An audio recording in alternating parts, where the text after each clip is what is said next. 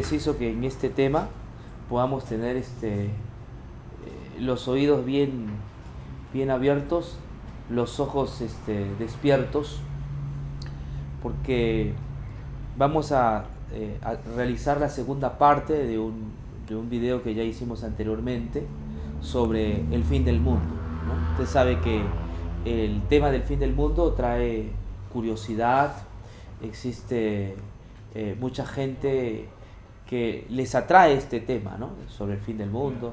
Es el famoso café, ¿no? Hay gente que le gusta el café apocalíptico, ¿vio? Sí, y se han escrito muchos libros acerca de los días finales. Películas inclusive exacto, hay películas, ¿no? Donde colocan fecha cada rato. sí, y exacto, y colocan muchas fechas, y ha habido chasco tras chasco, porque 2012 fue un año. También el 2012 se decía que iba a pasar algo, ¿no? Y realmente no ha acontecido nada. Entonces ha llegado el momento que nosotros podamos revisar la Biblia y entender qué quiso decir Jesús cuando él hablaba del fin, ¿no? ¿Qué quiso decir? ¿Qué quería enseñar el Señor Jesús? La primera regla para esto, primero tenemos que definir quién era Jesús. Jesús no era un occidental, tampoco perteneció a nuestra época, en el siglo XXI. Jesús vivió en el primer siglo, ¿no? Específicamente entre el año 27, 29 al 30, ¿no? Ahí empezó su ministerio.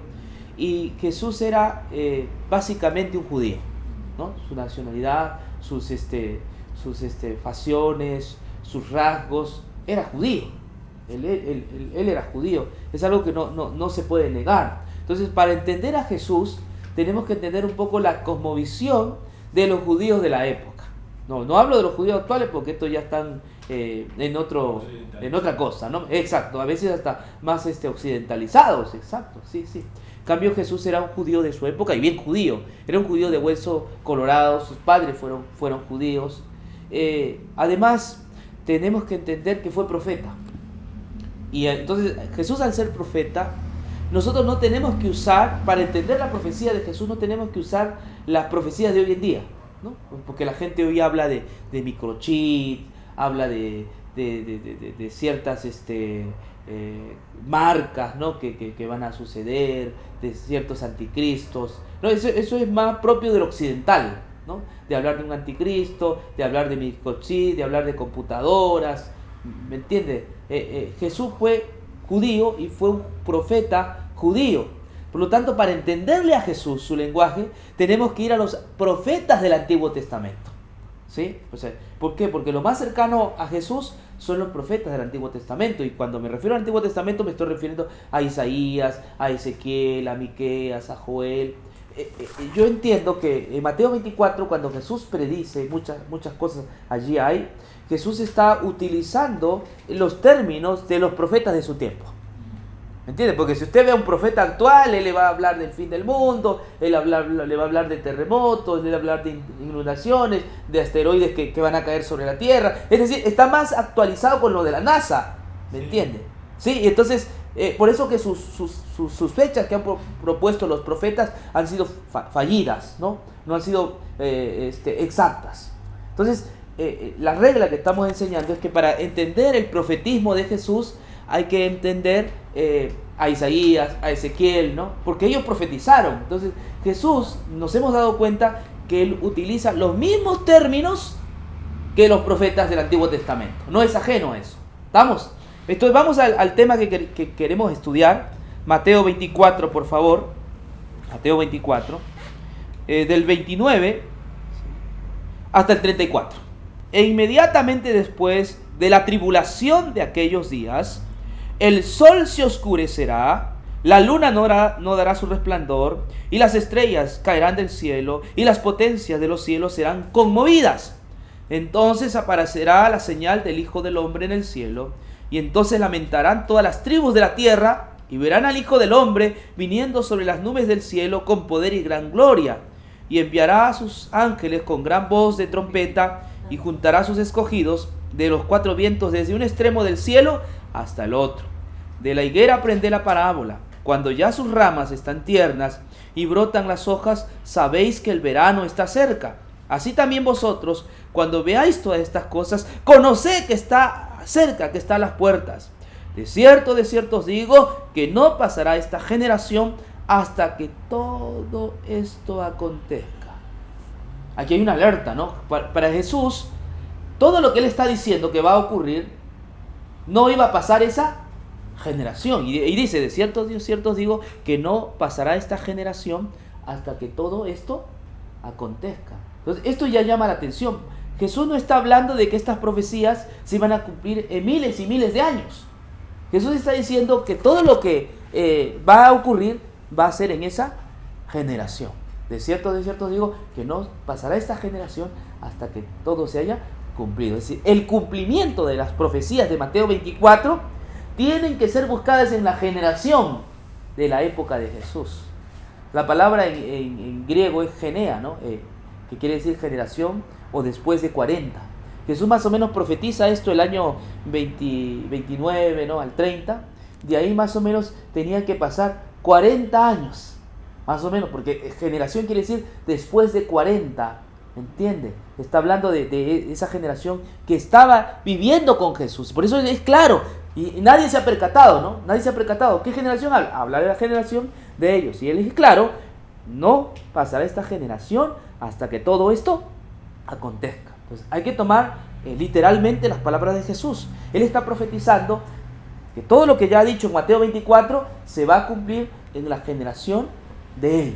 Entonces, ahora, pero entramos en conflicto con algunas creencias que por años los cristianos evangélicos, ¿me entiende?, han creído, ¿no? Porque cuando miran esto, por ejemplo el 29, vamos a ver.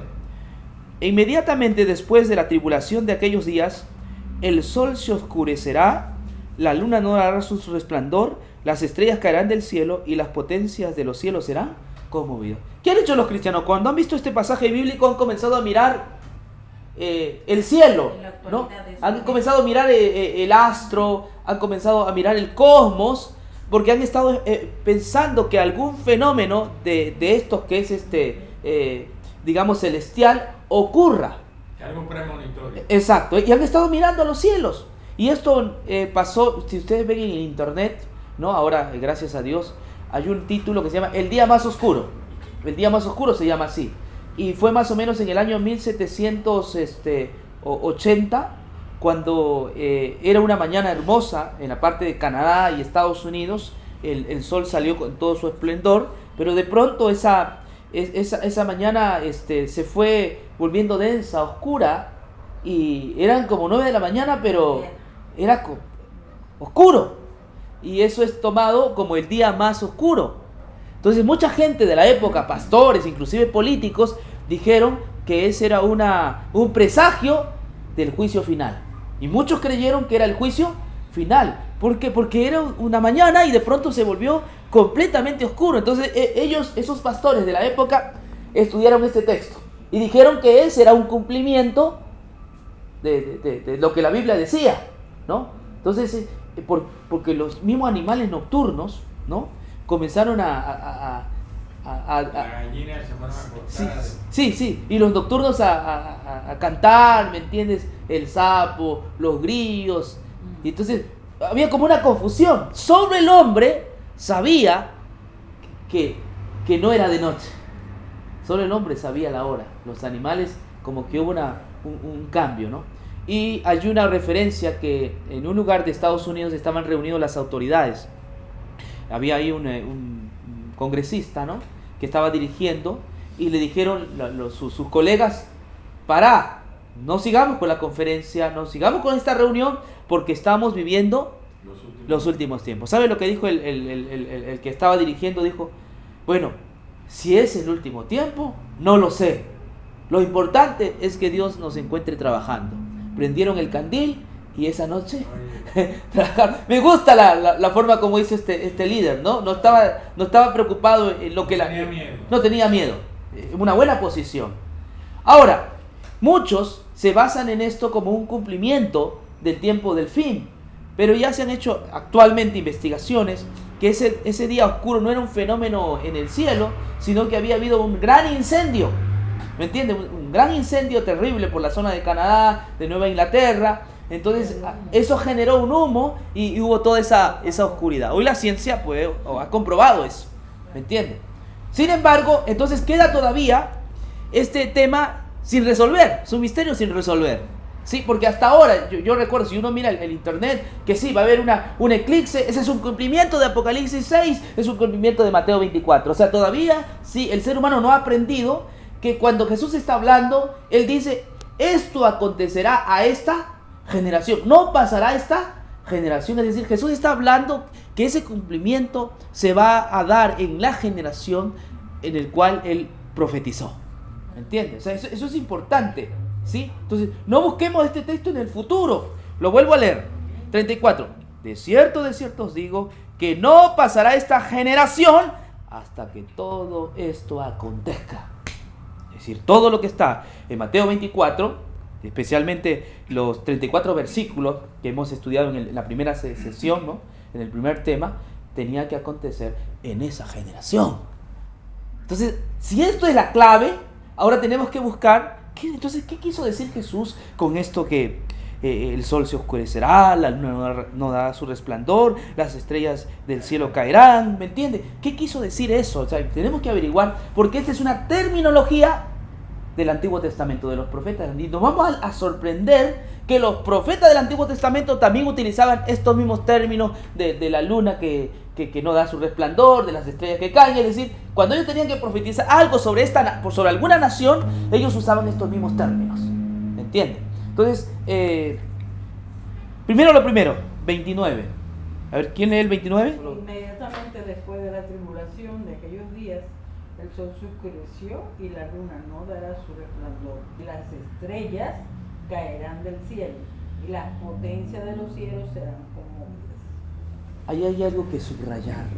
La palabra inmediatamente después de la tribulación de aquellos días. En el primer video que hicimos, nosotros mostramos cuál era esa tribulación.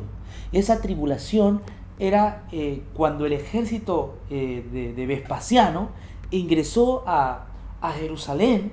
Allí hubo una tribulación que nunca hubo entre los judíos. Nunca se había visto una tremenda persecución y tribulación.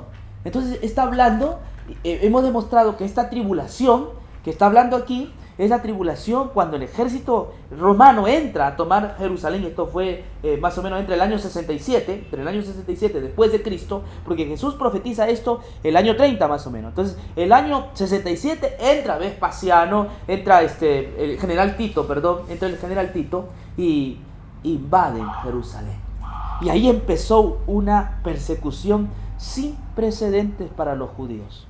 Fue tan horrible, tan espantoso esa persecución que muchos judíos comenzaron a comerse entre ellos porque no había que comer. ¿No ves que cuando se sitiaba, se cerraba la puerta, digamos así, de Jerusalén? Entonces la gente no podía salir al campo a recoger la comida. Entonces lo poco que quedaba, ellos se iban comiendo el zapato, al burro, y cuando ya no quedaba el burro, se comían entre sus hijos, cumplidos de Deuteronomio. ¿Entiendes? Por lo tanto, esta es una profecía tremendamente grande, porque Jesús está profetizando todo lo que iba a ocurrir a Jerusalén. Entonces, dice que después de esa tribulación, ¿qué iba a pasar? Inmediatamente, después de la tribulación de aquellos días, el sol se oscurecerá, ¿qué más? La luna no dará su resplandor, y las estrellas caerán del cielo, y las potencias de los cielos serán conmovidas. O sea, inmediatamente. No quiere decir inmediatamente siglos después o años después, sino allí viene la persecución, está la persecución, inmediatamente se ve estos otros fenómenos que están allí. Es decir, van enseguida, ¿no? Yo no sé por qué no me di cuenta antes, ¿no? Porque esto va enseguida, está empalmado. No puedes tú decir, porque hay gente que se ha atrevido hasta el versículo 28, sí, trata de Jerusalén. Del 29, trata de nuestra época, dicen así, ¿no? Trata para nuestro tiempo. No, el texto fue claro. Inmediatamente después de aquellos días, que quiere decir enseguida. ¿Me entienden? Y nosotros espera. Sí. Ahora, Pero quiero definir un poco la tribulación, porque hay gente que dice, no, que esta tribulación se refiere a una tribulación que van a haber en los últimos. Probablemente haya, no lo sé, pero por lo menos Mateo, si queremos ser estrictos, a Mateo 24, no está hablando de ninguna persecución ulterior o miles de años después, sino aquella que tenía que ver con la destrucción del templo. Miren, vamos más arribita, miren lo que dice. 24:15, ¿no? A ver, Mateo 24:15. Por tanto, cuando veáis en el lugar santo la abominación desoladora de que habló el profeta Daniel, el que lea entienda. Entonces los que estén en Judea, ¿a dónde huyan? A los montes. Los que estén en Judea. Y está hablando también del lugar santo. El 15 dice, por tanto, cuando veáis en el lugar santo la abominación desoladora de que habló el profeta Daniel, el que lea entienda. Entonces está hablando del templo de Jerusalén. El lugar santo era el templo de Jerusalén. Entonces, ¿qué iba a pasar? Abominación quiere decir que ese lugar santo iba a ser invadida por el ejército romano. Voy a detenerme aquí. No puede ser un lugar santo ahora porque no hay. Usted puede irse a Israel y no hay ningún lugar santo. Los judíos actuales no tienen ningún templo. Además, así tuvieran, ese templo no sería significativo, porque el templo significativo era el templo de esa época, porque ese templo tenía que ver con el sistema del antiguo pacto. Por lo tanto, ese templo sí era de gran envergadura, era un templo que tenía que ver, ¿no? Entonces, cuando Jesús dice, cuando veáis en el lugar santo la abominación desoladora que profetizó el profeta Daniel, se está refiriendo justamente a la venida de los romanos para entrar a ese templo y hacer todo tipo de sacrilegios y persecución. Entonces dice, ¿qué más? Entonces los que estén en Judea, ¿a dónde huyan? A los montes. Entonces aquí está Judea, justamente es parte de esa región que estamos hablando, ¿no? Justamente de Jerusalén. Entonces, ven la persecución, ven al ejército romano, ellos tenían que escapar. Por eso dice más abajo, miren, el que esté en la azotea no descienda para tomar algo de su casa. No, si tú ves al ejército romano, imagínense si ellos volvían a tomar algo de su casa, las puertas se cerraban. Entonces quedaban atrapados. Y de hecho, hubo gente que quedó atrapada. ¿Entienden? Pero ningún cristiano quedó atrapado. Todos entendieron literalmente las palabras de Jesús. Y cuando vieron al monstruo, digamos a la bestia que salía del mar, que es Roma, cuando vieron a Roma acercarse a su lugar santo, los cristianos todos huyeron y ningún cristiano murió en aquella persecución, porque la mujer huyó al desierto donde fue sustentada por 1260 años, eso dice Apocalipsis, ¿no? ¿Qué más dice? Miren lo que dice acá. Mas hay de las que estén encinta y de las que críen en aquellos días. Pobrecitas, ¿no? ¿Cómo van a perseguir si están están encinta, ¿no? ¿Qué más? Orad pues que vuestra huida no sea en invierno ni en día sábado. Sábado. ¿Por qué? Porque los judíos, ¿qué día guardaban? Sábado. Y entonces en el Shabbat estaba el templo cerrado. Imagínense una persecución en pleno sábado. ¿Y qué pasaba? Los cristianos se hubieran muerto porque no podían huir. ¿No ves que en Jerusalén los Shabbat se cerraba? Entonces iban a estar atrapados y no podían salir. Por eso dice, orad porque vuestra huida no sea ¿en qué? En sábado. Porque el sábado estaba cerrado. Y ni en invierno, porque el invierno en esos lugares es muy frío. Entonces te puedes morir de hipotermia y en vano por eso dice, orad, que nuestra huida no sea en sábado ni invierno. ¿Y qué más? Porque habrá entonces gran tribulación, la cual no ha habido desde el principio del mundo hasta ahora ni la habrá. Si aquellos días no fuesen acortados, nadie sería salvo.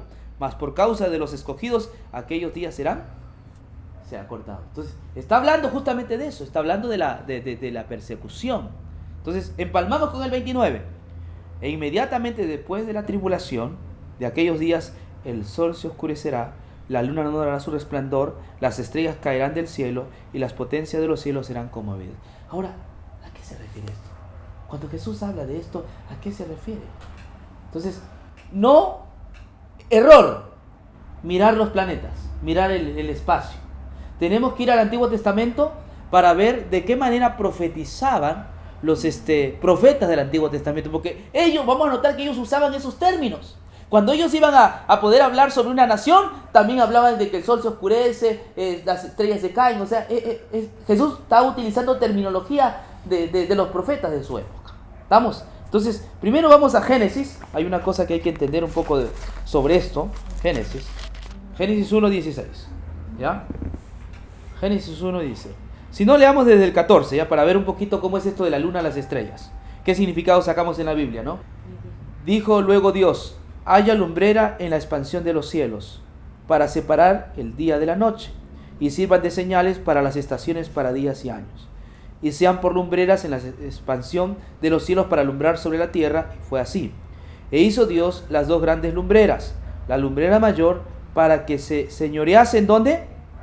En el día.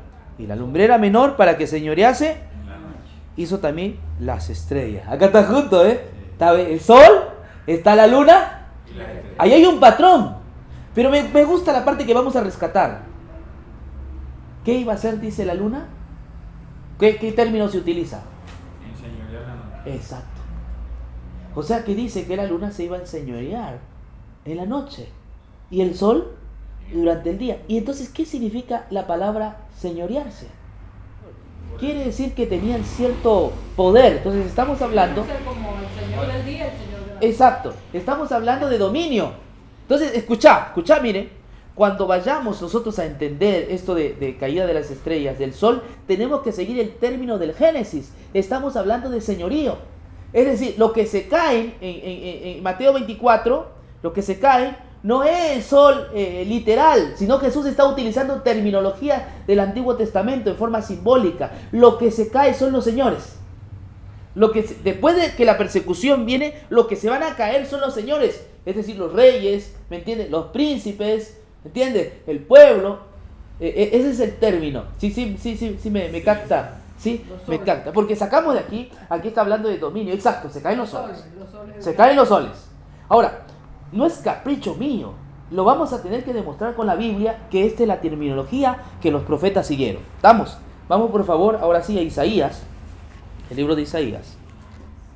Sí, Isaías 13, 9 y 10. Si ustedes ven el título de Isaías, ahí dice profecía contra Babilonia. Esta profecía se cumplió el año 539, cuando Babilonia fue destruida o fue sitiada, cayó Babilonia. Pero aquí Isaías, antes que ese evento sucediera, así tal cual Jesús está profetizando. Y ustedes pueden leer todo, pero yo voy a tomar solo los dos versículos para que vean que cuando el profeta Isaías profetiza contra Babilonia, pasa lo mismo que Jesús dice contra Jerusalén. Vamos a ver, miren. He aquí, el día de Jehová viene terrible y de indignación y ardor de ira, para convertir la tierra en soledad y para raer de ella a sus pecadores. Por lo cual, las estrellas de los cielos, sus luceros, no darán su luz. El sol se oscurecerá al nacer y la luna no dará su resplandor. ¿Qué le parece? ¿Es el mismo término que Jesús usa? Es el mismo término.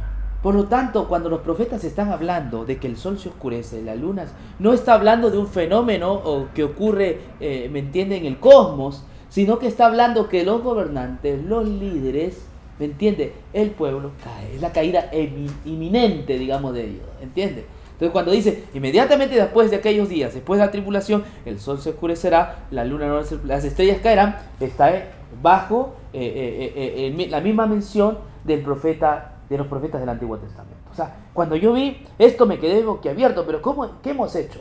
Generalmente hemos agarrado Mateo 24 y lo hemos interpretado desde nuestra cultura occidental, como nos enseñaron o nos predicaron los famosos predicadores apocalípticos. Pero cuando uno coteja Mateo 24 con las profecías, o compara con las profecías del Antiguo Testamento, o sea, uno ya capta mejor. Por lo tanto, después que Jerusalén haya pasado por esta tribulación, los gobernantes de Jerusalén, ¿me entiendes?, iban a caer. El pueblo también iba a caer. Es decir, era algo inminente. Vamos a otro texto, por favor. Isaías 34, 4. Y acá está mejor todavía, más explicado, ¿no? Miren lo que dice. Y todo el ejército de los cielos se disolverá y se enrollarán los cielos como un libro, y caerá todo ejército como se cae la hoja de la parra y como se cae la de la higuera. Miren, y todo el ejército de los cielos se disolverá. Y se enrollarán los cielos como un libro, y caerá todo su ejército como se cae la hoja de la parra y como se cae la de la higuera. Está claro, el ejército de los cielos se está refiriendo al pueblo que es desolado y destruido. Y esto mismo está en Mateo 24. Hablamos a Mateo 24, miren. 24:30. Entonces aparecerá la señal del Hijo del Hombre en el cielo, y entonces lamentarán todas las tribus de la tierra, y verán al Hijo del Hombre viniendo sobre las nubes de los cielos con poder y gran gloria. Y enviará a sus ángeles con gran voz de trompeta, y juntará a sus escogidos desde los 4 cielos, desde un extremo del cielo hasta el otro. De la higuera aprended la parábola: cuando ya su rama está tierna y brotan las hojas, sabéis que el verano está cerca. Lo mismo que usa de higuera, también lo hemos visto en el texto que hemos leído anteriormente. Entonces, cuando dicen, y vendrá el Hijo del Hombre en las nubes, es lo mismo que dice en Isaías, donde dice que el Señor vendrá, pero para poder castigar en las nubes, ¿a quiénes? A los babilónicos en este caso. En el caso de Mateo, vendrá el Hijo del Hombre, no está hablando de una venida allí, sino de una venida inminente a destruir a toda esa nación del antiguo pacto. Cuando fue destruida la nación del antiguo pacto, hoy pasamos al nuevo pacto. Al no haber templo, pasamos al nuevo pacto. Este nuevo pacto está basado en que el Hijo del Hombre ahora está en su verdadero templo, es decir, en los cielos, está intercediendo por nosotros. Estamos en una época del nuevo pacto, ya no en el antiguo, porque al ser destruido el templo de Jerusalén en el año 70, se acabó, y todas las naciones de esa época tuvieron que lamentar porque Israel tuvo que perecer, ¿no? Finalmente vamos al libro de Amós 8:9, en el Antiguo Testamento. Miren lo que dice acá. Acontecerá en aquel día, dice Jehová el Señor, que haré que se ponga el sol a mediodía, y cubriré de tinieblas, ¿qué? La tierra en el día claro. Siempre. O sea, cuando Dios va a castigar algo, están las imágenes de esto. Entonces se está refiriendo a los señores, a los dominantes, a los que tienen el dominio en esa época. Prácticamente se van a oscurecer. No darán más su luz. No habrá ya más dirigentes. De paso, ¿el sistema del antiguo pacto sigue en pie ahora? Pregunto, ¿en Israel hay sacerdotes? No, porque no hay templo. O sea, ya no hay. O sea, prácticamente el sistema que funcionaba en la época de Jesús, cuando él profetiza, desaparece. Por eso la luna no dará su resplandor, el sol se oscurecerá, las estrellas caerán. Ahorita no hay el culto levítico, simplemente porque ya no hay templo.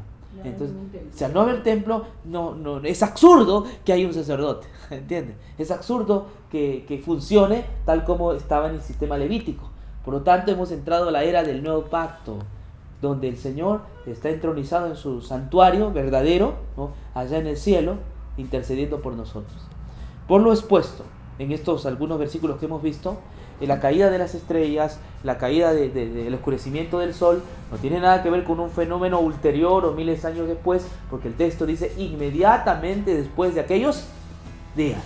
Entonces hemos llegado a observar que el sol se oscurecerá, tiene que ver con la terminología que los profetas también hacían cuando profetizaban sobre una nación a la cual Dios iba a castigar. Ahí Dios aparecía en las nubes de los cielos, ¿me entiende? Y eso pasó. Lo mismo también cuando Jerusalén fue destruida entre el año 67 al 70, porque el 70 completamente fue destruida, devastada.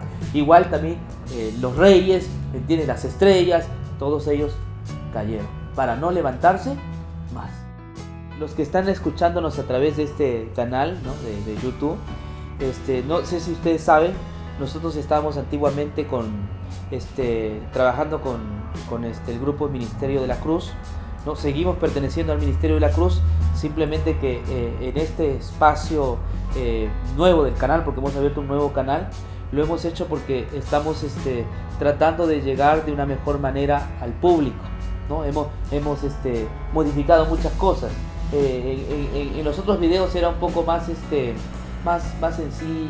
a veces escuchaba el ruido, ¿no? Ahora le estamos dando, es más profesional el video, ¿no? Entonces, por esa razón, queremos implorar a las personas que escuchan nuestros videos, ¿no? Necesitamos comprar un poco más de implementos, ¿no?, para mejorar la calidad del video y para poder llegar a más personas. que usted pueda contribuir, ¿no? Y apelamos a su corazón, ¿me entiende? Porque también tenemos que hacer algunos gastitos para poder implementar estos equipos que tienen, ¿no? Si alguno de ustedes que nos escucha quiere hacer una donación, al final va a venir el número de cuenta, ya sea en el Ecuador, y también tenemos una cuenta PayPal, que eso se maneja en los Estados Unidos y en los países fuera del Ecuador, ¿no? Entonces agradecemos por su donación y que Dios lo bendiga ricamente. Muchas gracias.